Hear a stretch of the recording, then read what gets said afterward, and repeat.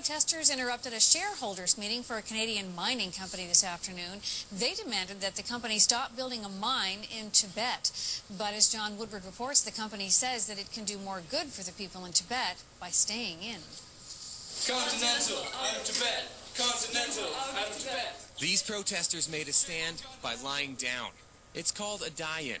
The protesters from the Students for a Free Tibet and the Canada-Tibet Committee wrapped themselves in Tibetan flags and played dead at the annual general meeting of Continental Minerals, a Vancouver-based company. The protesters picked this company because it's planning to build a mine in Tibet. Tibetan people have no decision-making power in whether the mine should be there and whether their own land and resources should be exploited by the Continental Minerals. So when they realize that, they should recognize that they have no right to be in Tibet. As long as Tibetans have no voice, Continental Minerals has no right to take what's not theirs. Vast and sparsely populated, the Tibetan region has huge mineral deposits that are needed to support China's rapidly growing industry. The Chinese government wants to develop these areas, and so they're turning to Canadians. At least 7 Canadian companies are prospecting or planning to build mines throughout Tibet.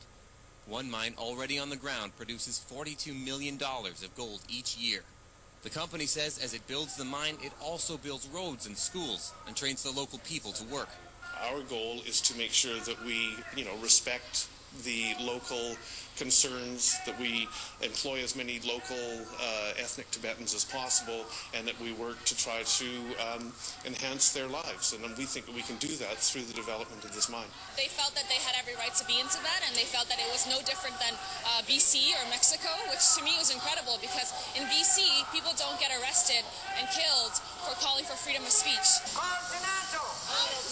The protesters say they're glad they can make these stands in Canada, because none of this would be allowed if they tried it in Tibet. John Woodward, CTV News, Vancouver.